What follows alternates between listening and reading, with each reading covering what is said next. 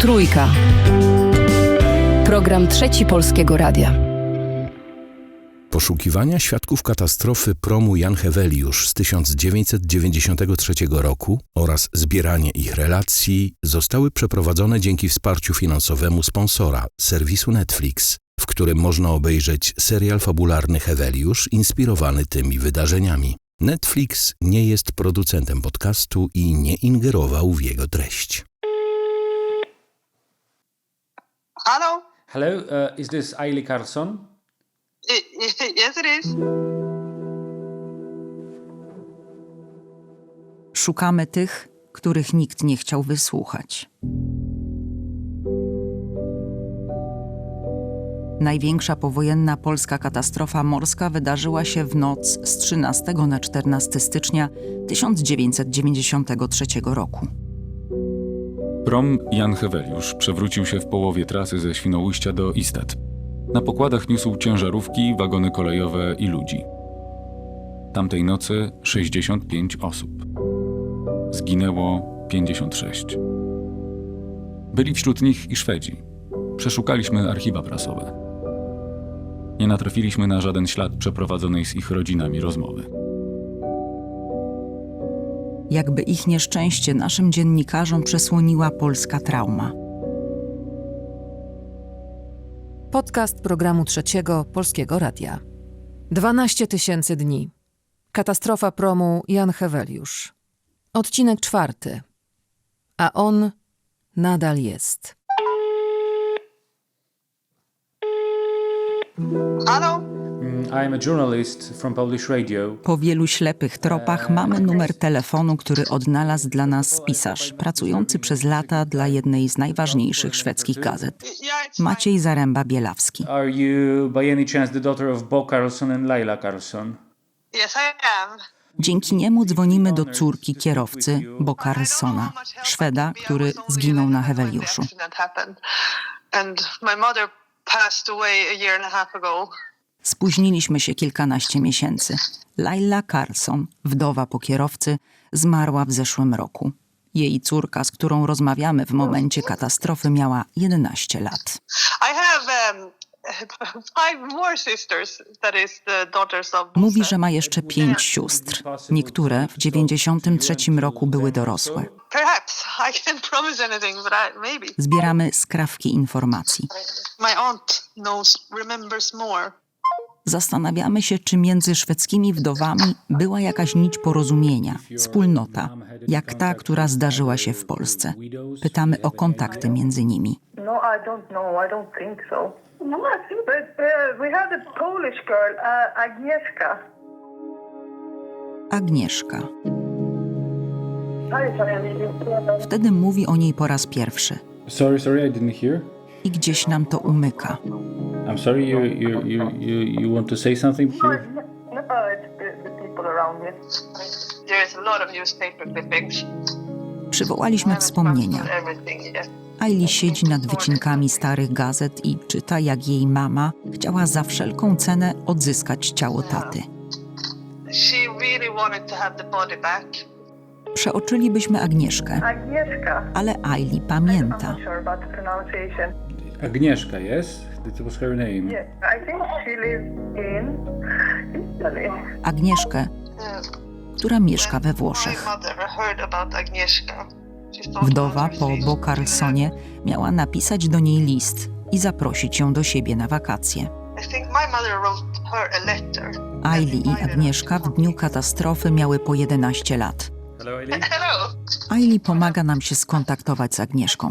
Czekamy na odpowiedź. If you could text her that I texted, it would be Yeah, of a course. great help. Zanim przychodzi odpowiedź od Agnieszki, słyszymy coś, co nie pozwala nam przestać o niej myśleć. Months, I think, after the accident. She lost her mother and sister and father, I think.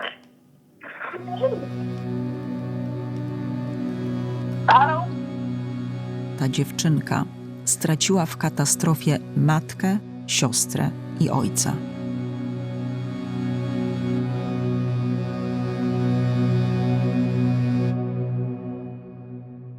Przeczytaliśmy setki stron o katastrofie Heweliusza. Nikt nigdy o niej nie wspominał. Jakby nie istniała. Jakby wszyscy o niej zapomnieli. Agnieszka w końcu nam odpisuje. Po włosku. Korzystamy z translatora. Salve, mi scusi se rispondo in italiano, ma vivo qua ormai da più Witam. della metà. Przepraszam, że odpowiadam po włosku, ale mieszkam tu już ponad połowę swojego życia. Difficoltà purtroppo di parlare nella mia lingua madre. I nie mając nikogo w Polsce, niestety mam trudności z posługiwaniem się językiem mojej matki. Tragedia, w której straciłam bliskich, skłoniła mnie do opuszczenia mojego kraju. Byłabym gotowa opowiedzieć o tym wszystkim, ale pozostaje bariera językowa. Nie obawiaj się zadawać mi pytań. Ma non esiti a farmi le domande. Mamy wiele pytań. Zanim je zadamy, musimy jednak skontaktować się z kimś, kto zna się na traumie, bada ją i rozumie. Małgosia Wosińska dzwoni. Odebrać? Traumatolożka. Odbierz tylko blisko tego i daj na pełen. Halo? Cześć, Aniu. Cześć, dzień dobry. Dzięki, że odzwaniasz od razu. Wiesz co, bo mamy do Ciebie takie pytanie, ale jesteś na głośno mówiącym, od razu mówię, w dużym pomieszczeniu. Czy można traumę, od której się ucieka, w jakimś języku zamknąć tak mocno, że nie chce się do tego języka wracać? Można, bardzo można. No ale to jest pewnie kilka dróg. Czyli taka po prostu, w której ty naprawdę nie mówisz i też nie żyjesz. Czyli, że nie krzyczysz z bólu, tylko po prostu jesteś wyłączony od dzieci, od przyjemności, od funkcjonowania. Wiesz co, bo bardziej chyba chodzi nam tutaj o przejście z języka w język. To znaczy, że ktoś mówił tylko po polsku, po czym wyjechał, zamknął swoją polską historię i polską tragedię, albo chce zamknąć i mówi w innym języku, po włosku konkretnie. I czy możliwe, żeby zapomnieć tego polskiego? Nie. W ogóle to jest ogromna umiejętność, co ta osoba zrobiła. Ogromna. Jest taka teoria, która mówi, że właściwie o doświadczeniach traumatycznych najlepiej mówić w języku innym niż twój. Te granice czasami języka są jedynymi, które osoba po traumie głębokiej może stworzyć, żeby czuć się bezpiecznie. Kolejne wiadomości do Agnieszki tłumaczymy na włoski. Tylko tak z nią rozmawiamy. Zaczynamy też planować wyjazd do Szwecji. W Polsce mamy spotkać się z wdową po kapitanie Heweliusza. Jolanta Ułasiewicz niechętnie rozmawia z dziennikarzami. Cieszymy się, że chce dla nas zrobić wyjątek. Na większość nagrań chodzimy we troje, ale tu musimy być podwójnie uważni. Naprawdę wieje. Wieje jak na morzu. Do warszawskiego domu Jolanty Ułasiewicz, wdowy po kapitanie Andrzeju Ułasiewiczu, idę tylko z Zuzanną Olbińską. Obawiam się, że obecność Michała może być krępująca. Jest maj, a wieje, jakby był środek zimy. Nad tymi schodami. Nad tym balkonem ze schodami. No i wiatr jest okrutny. A to jest cały czas to samo mieszkanie, w którym oni mieszkali, wiesz, przed katastrofą jeszcze. Dzwonić? Dzwoń.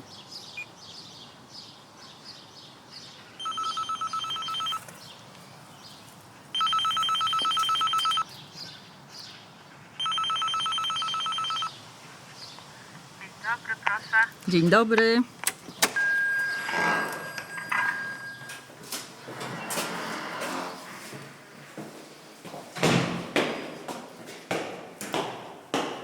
Te kilka schodów do mieszkania państwa Ułasiewiczów to zbyt mało, bym mogła nazwać wszystkie swoje wątpliwości. Skoro już wiem, że są tacy, którzy potrafią zapomnieć matczynego języka, by uciec od traumy, to zastanawiam się, jaki ciężar nosi kobieta, której męża oskarżano o zatopienie promu.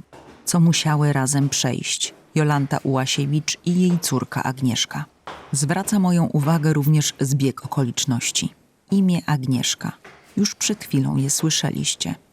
Ciekawe, czy obie dziewczynki w dniu, w którym zatonął prom Jan Heweliusz, były w podobnym wieku. Jak bardzo różnią się ich doświadczenia. Dzień dobry. Zapraszamy, obładowana widzę. Dzień dobry. Córcia. A jaką herbatkę? A jaka jest? A jest zielona, jest czarna, jest... Aga dbała o wybór duży. Tak? Tak. A przywieziona ze Sri Lanki. O, no właśnie, bo pani przecież podróżuje w pięknym Proszę miejscu. powąchać. Wspaniałe. Zamiast pływać, spełnia marzenia i podróżuje, zwiedza świat. Złapała bakcyla. Marzenia się zmieniają na jakimś etapie. Ciekawość świata. Syndrom włóczykija wyniesiony z domu. No to wszystko na to wskazuje przecież u was, nie? Te afrykańskie...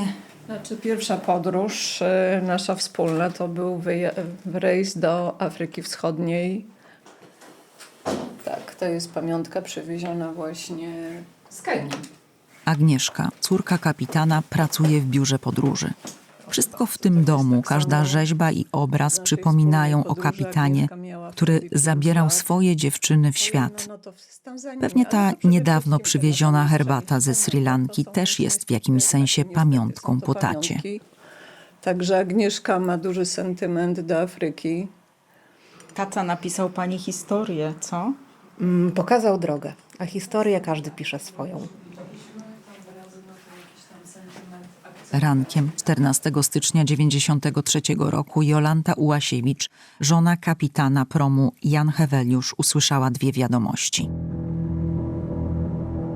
Według ostatnich informacji, jakie mamy, statek jest przewrócony do góry dnem i dryfuje. W tej chwili przyszedł telek z ośrodka ratowniczego w Gdyni, tutaj do nas, informujący o zawieszeniu akcji poszukiwawczo-ratowniczej. Szanse w chwili obecnej na znalezienie kogokolwiek z rozbitków, z ciał lub z osób żywych są praktycznie żadne. Potem przyszła druga wiadomość. Brat zabrał mnie, pojechaliśmy do Ministerstwa Żeglugi, tam ktoś tam wyszedł do nas. No i właśnie mówi o katastrofie i mówi, że musi pani być przygotowana, kozioł ofiarny musi być. Tak, takie słowa usłyszałam. Kozioł ofiarny musi być. Przepraszam. Chcesz tą herbatkę? Nie. Poradzę sobie. Znaczy, to był bardzo trudny moment, natomiast mnie cały czas przygotowywano na to. Zresztą byłam ileś tam lat żoną kapitana i wiedziałam, że kapitan odpowiada za wszystko, co jest na statku, pierwszy po Bogu.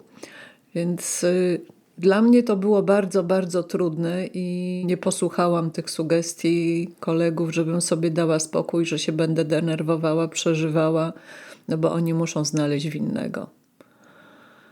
No ale starałam się, na ile to było w mojej mocy, żeby męża oczyścić.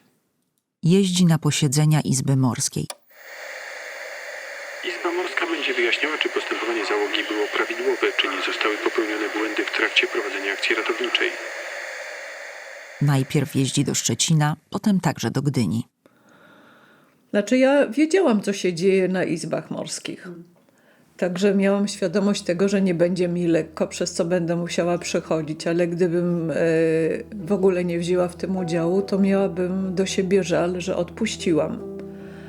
Także liczyłam się z konsekwencjami, że to będzie niesamowita trauma, że będę tak jak pod pręgierzem wobec niektórych osób. Czułam wrogość przede wszystkim żon kierowcy. Żony były strasznie rozgniewane. Żony marynarzy mają świadomość niebezpieczeństw na morzu, myślę, że większą.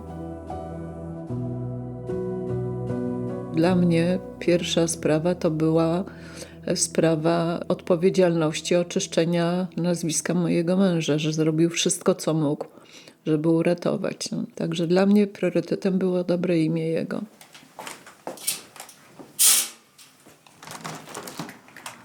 Walczyła o honor kapitana Ułasiewicza. Ze skrawków budujemy opowieść, kim był jako tata i mąż.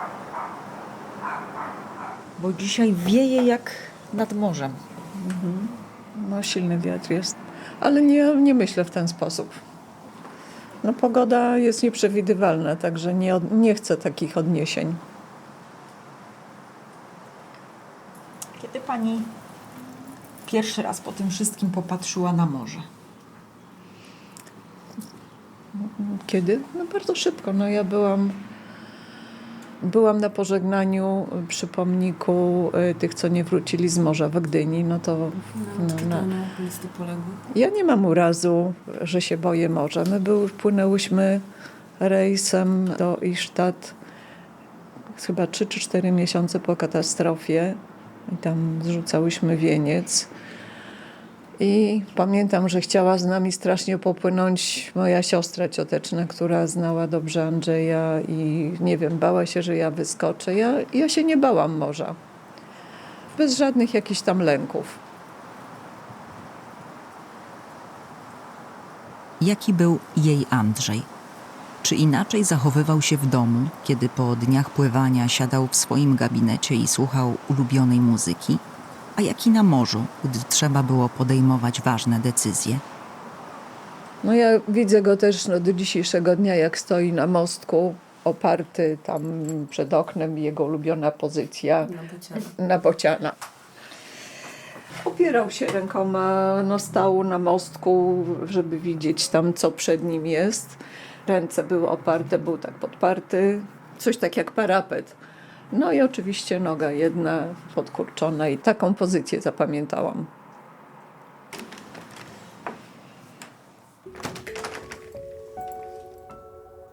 Pamiętam do dzisiejszego dnia, jak wkroczył takim bujającym się krokiem. Ciemnobrązowa koszula z białymi guziczkami, biała czupryna, takie zamszowe dżinsy. Trochę żył pod takim kloszem. Ten człowiek po prostu idzie po ulicy, podskakuje, śpiewa i w ogóle się nie przejmuje tym, co myślą ludzie, a ludzie pewnie patrzą na niego jak na wariata. Coś tam koło niego to się zawsze działo. Jakaś muzyka, tańce, jak on przyjeżdżał, no to życie nabierało tempa, więc wciągnęło mnie, to nie ukrywam. I potrafił się cieszyć jak mały chłopczyk różnymi rzeczami.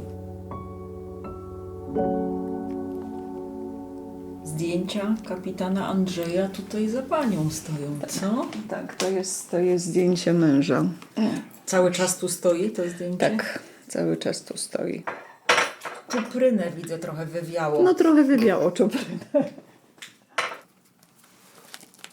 Bo ty szukasz jakichś zdjęć, Agnieszka, tak? Chcę wam pokazać to zdjęcie, o właśnie, kiedy słucha radiowej trójki. Tak, to charakterystyczna właśnie postawa. A tu jest adapter. Obok jest szafa, magnetofon szpulowy, 2 głośniki, a on siedzi ze słuchawkami na uszach na fotelu, nogi oparte na pufie i słucha. W mieszkaniu państwa Ułasiewiczów znajdujemy kolejne skrawki, z których budujemy sobie obraz męża i taty, Andrzeja Ułasiewicza.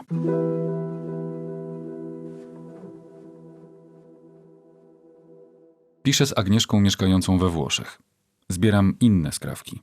Pilnuję się, by pisać w języku, którego używa. Unikam polskiego. Korzystam z translatora. Oltre al dolore vissuto nella perdita della mia madre, mai ritrovata. Oprócz bólu związanego ze stratą mojej matki, której nigdy nie odnaleziono, i mojej 4-letniej siostry, wyrzucono mnie z sali sądowej. Sono stata buttata dell'aula di tribunale ponieważ byłam zbyt mała, aby uczestniczyć w prawdzie, ale niezbyt mała, aby doświadczać tak ogromnego bólu. Miałam wtedy 11 lat. Tam poznałam mamę Ailey Carlson, która zaprosiła mnie na lato do ich domu. Były to najpiękniejsze wakacje, jakie kiedykolwiek miałam. Tę wiadomość znam na razie tylko ja. Nie dociera do warszawskiego mieszkania państwa Ułasiewiczów.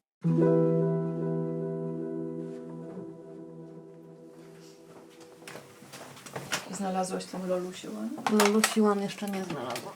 Ja szukam, bo są różne, które są przez tatę opisane, ale...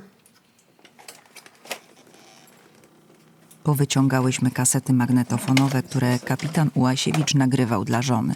Cykl dla Lolusi, Joli, to kilka kaset. To jest jego pismo? Dziś już nikt takiego sprzętu nie używa. Nie wiem, co tutaj jest. A tu kasety stoją na wyciągnięcie ręki. Masz Lolusia One, Lolusia. No to włączaj Lolusia One, Lolusia. Ale pilot jest w środku, tu w szufladzie. Wyżej. Jest? A, tu jest.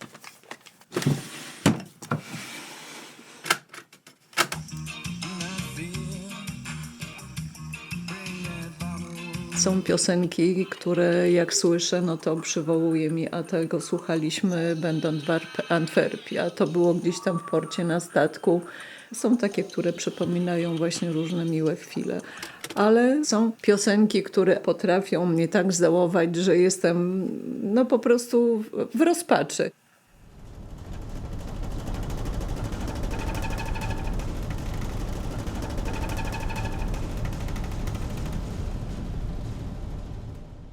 Ciało kapitana Andrzeja Ułasiewicza odnaleziono po 3 tygodniach od dnia katastrofy.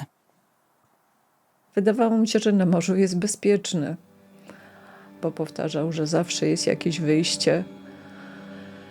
No a tutaj akurat się nie znalazło wyjścia.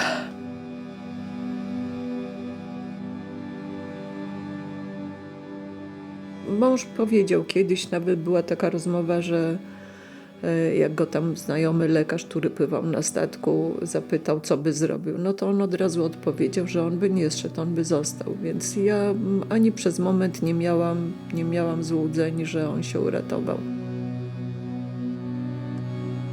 To też były jego decyzje, że został, że nie próbował się ratować i po prostu my nauczyłyśmy się szanować jego decyzje, pogodziłyśmy się z tym.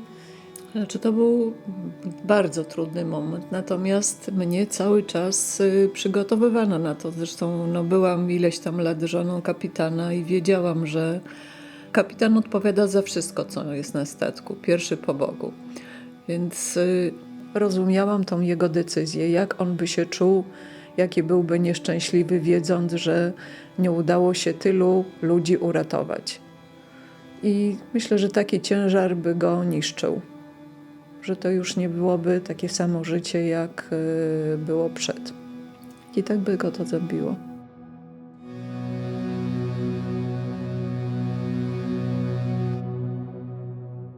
No były tam jakieś komentarze, ileś tam osób się uratowało. Natomiast ja od samego początku miałam świadomość, że on został do końca. I ja nie mogę tego opowiadać.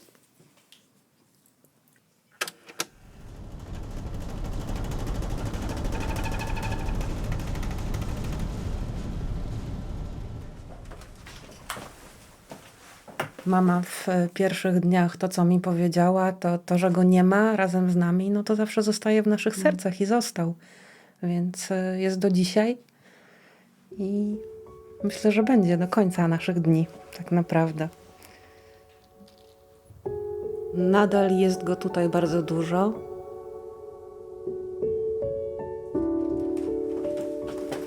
Zrobił sobie warsztat stolarski w piwnicy. Mieliśmy wynajęte dodatkowe pomieszczenie i tam tata robił meble, robił szafy.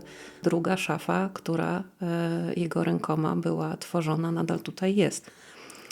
Kapitanowie robią szafy? Oczywiście. To jest szafa, którą robił tata. To wejście też jest... Robił tutaj sam to wejście, zabudowywał, więc jest jego w tym mieszkaniu nadal bardzo dużo. Także no mówię, trudno byłoby mi się z tym mieszkaniem rozstać. Tutaj mnóstwo naszej pracy było. Ja sobie tak myślę, że pani nie chce zapomnieć wcale. Znaczy mam dobre wspomnienia i dlatego chcę je pamiętać. Chyba wyżej sobie znalazłaś? Nie, znalazłam moje listy do niego. A ty znalazłaś? Do nas obydwu. No tam zawsze była wkładka oddzielna do mnie. A co to jest napisane tutaj? Kochane moje co? Bdziu, bdziule, bdziu, bdziu. To jest nie do rozszyfrowania. Tutaj jest kochane moje małpeczki. No, z 90 roku list do taty. Kochany tatusiu, przez ostatnie dni na języku angielskim nauczyłam się alfabetu po angielsku. W szkole idzie mi bardzo dobrze, z języka polskiego mam 2 piątki. Dzisiaj nasza klasa miała dyskotekę od godziny 17:30 do 21:40. Nie wiem, czy pamiętasz chłopca, którego... No dobra. No cóż, to jest wspomnienie o moim mężu obecnym, którego mój tata zaakceptował. Więc... Tata zawsze zapowiadał, że każdego absztyfikanta, który będzie przychodził, to będzie zrzucał ze schodów i za mąż będę mogła wyjść dopiero około 30. Natomiast mój mąż, ówczesny kolega z klasy, miał z moim tatą bardzo dużo wspólnych tematów. Przychodził do nas do domu pożyczać światła na dyskoteki, które organizował w szkole, bo tata miał i stroboskopy, i różnego rodzaju światła, więc Przemek faktycznie przychodził tutaj niby do mnie, ale siadał z tatą w kuchni i z nim rozmawiał. No i kiedy poprosił mnie w 7. klasie szkoły podstawowej o chodzenie, jak się zapytałam taty, co mam zrobić, to mi powiedział, że mi się złota rączka przyda w domu, więc nie został zrzucony ze schodów. No i jest dzisiaj, już 23 lata, moim mężem. Były takie momenty, w których kapitan wpływał na przyszłość, ale też takie, gdy przeszłość wracała niespodziewanie i prowokowała do pytań. W rok po katastrofie Heweliusza na Bałtyku wydarzył się inny dramatyczny wypadek. An Estonian ferry carrying more than 850 people has sunk off the southwest coast of Prom Estonia, na pokładzie którego znajdowało się ponad 850 osób, zatonął minionej nocy u południowo-zachodnich wybrzeży Finlandii. Jak wydostałem się spod wody, udało mi się złapać za szalupę ratunkową i wydostałem się na szalupę. Zestrzeliśmy 2 rakiety czerwone. Po tej drugiej rakiecie przyleciał helikopter z płetwonurkiem, który nam pomógł wydostać się.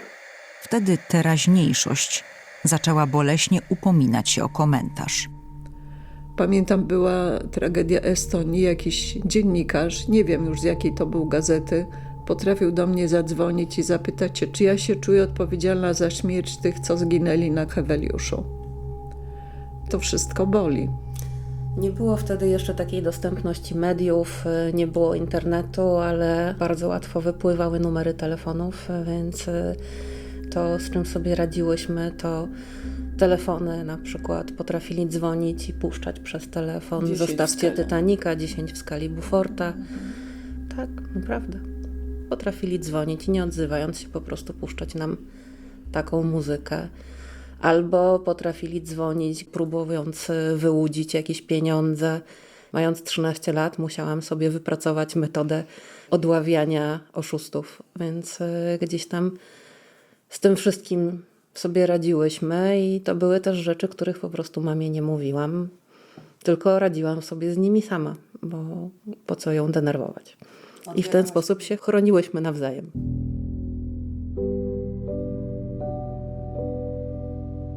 W pewnym sensie to była jakaś tam, presja, którą same sobie nałożyłyśmy, że starałyśmy się być silne, żeby nawzajem się nie wpędzać w coraz większą rozpacz.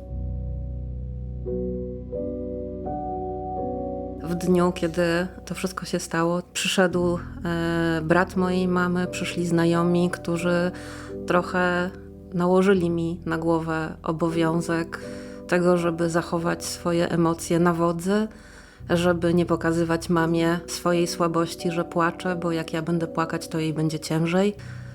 Taka odpowiedzialność też za jej emocje została na mnie nałożona. Nie miałam nawet tej świadomości, że taka presja była na nią wywierana. Chroniąc mamę, zamknęłam się ze swoimi emocjami przed wszystkimi. Więc 13. Presja. Też robiłam wszystko, żeby nie załamać się, żeby pokazać jej siłę, żeby nie widziała u mnie oznak słabości. Dopiero jak Agnieszka pojechała do przyjaciół, zostawiłam ją na ferie, to ja przyjechałam do domu i ja dopiero tutaj po prostu wyłam. Ja nie mogłam krzyknąć, Ja pamiętam, że się uderzyłam o drzwi, o klamkę i krzyknęłam, a Agnieszka przy mnie już stała, szeroko otwarte oczy, co się stało. Więc wiedziałam, że muszę być dla niej silna. Natomiast my między sobą to chyba dopiero teraz zaczęłyśmy szczerze wracać do tego tematu i o tym rozmawiać. I no nie jest to proste. Gdzieś tam nadal te 30 lat później to wszystko jest bardzo żywe i gdzieś tam też widząc nasze wzajemne emocje, pewnie ciężko nam to wszystko przetrawić, bo byłyśmy dla siebie nawzajem silne. -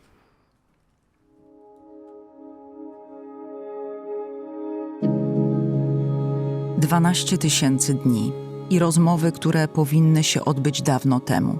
Ale czy mogły? Teraz być może jest już za późno, by opowiedzieć wszystkie emocje.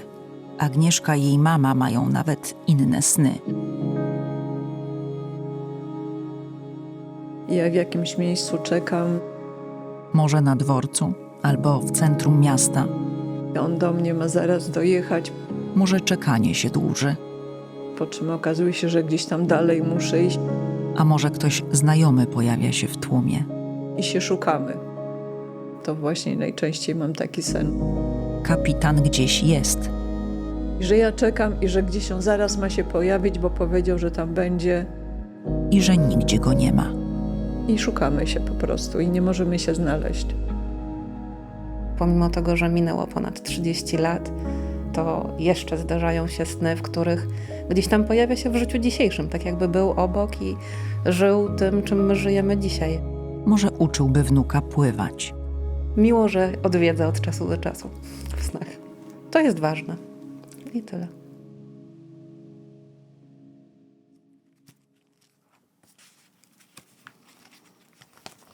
Się znajdzie. A ty z tatą? No tak. No to ja byłam nieodłączna. To z naszego tego rejsu Agnieszka miała basen na statku, jak płynęliśmy. Uwieszałam się tacie na szyi. On się poddał z nauką pływania i nauczyli mnie studenci szkoły morskiej, którzy byli na praktykach na statku razem z nami. Tak.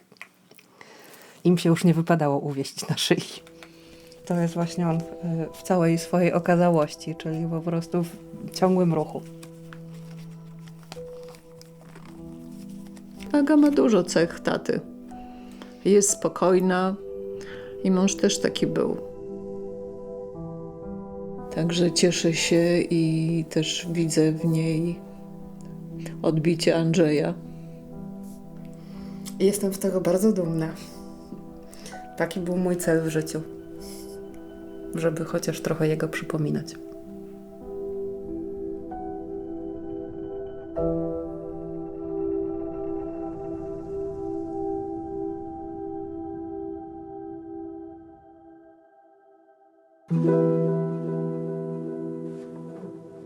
Agnieszka, która mieszka we Włoszech, w wieku 11 lat, wyrzucona z sali sądowej.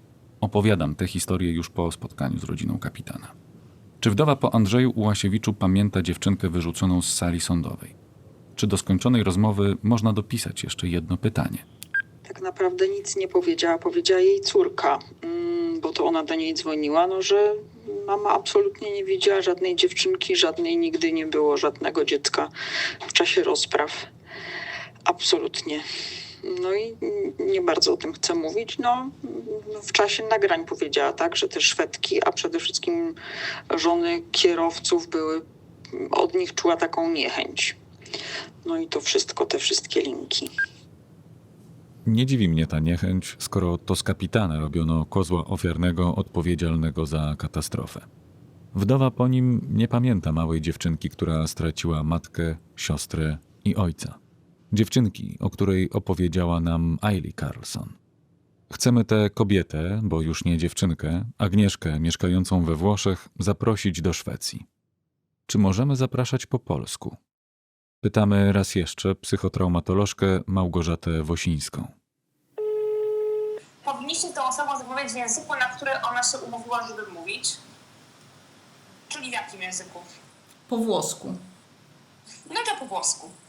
Bo wybór języka, w którym tworzysz swoją tożsamość, jest naprawdę niezwykłym materiałem do zabezpieczania granic psychologicznych, które moim zdaniem trzeba uszanować. A jak ona przejdzie na język polski, to trzymajcie ten moment jako szczególny, ale nie powstrzymujcie go za bardzo, żeby nie retraumatyzować. Po prostu on się pojawi jak cud, jak prezent. O czym to świadczy, jak taka osoba się decyduje przejść na polski? To nie o czym to świadczy. To, że się nie zapomniało swojego języka, to jest z miłości. Język wynika z miłości. Ustabilizowanie języka wynika z miłości. Agnieszka odpisuje na naszą propozycję po włosku. Mi emoziona il pensiero di poter percorrere ancora una Wzrusza mnie myśl, że będę mogła ponownie spacerować po łąkach i wraz z Aili opowiadać o tym, co przeżywałyśmy jako dzieci i co przeżywamy teraz jako dorosłe kobiety połączone tym samym bólem. unite dallo stesso dolore. Czy kiedykolwiek usłyszymy, jak mówi po polsku? Czy przyjedzie do nas, gdy będziemy w Szwecji?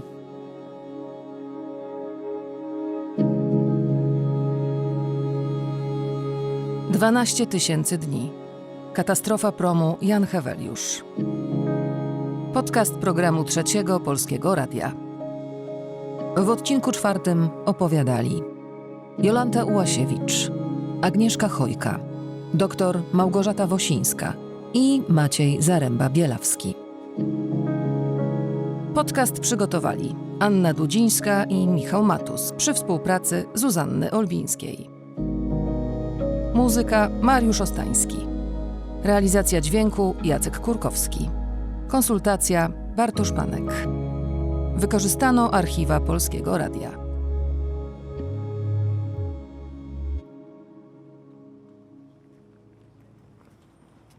Jesteśmy w Szwecji. Nie doszlibyśmy do tego etapu naszych poszukiwań, gdyby nie pisarz Maciej Zaręba-Bielawski. Mamy spotkać się z nim przy pomniku ofiar Estonii. Dzień dobry. Dzień dobry, Macieju. Dziękujemy, że ty nas tu bawisz.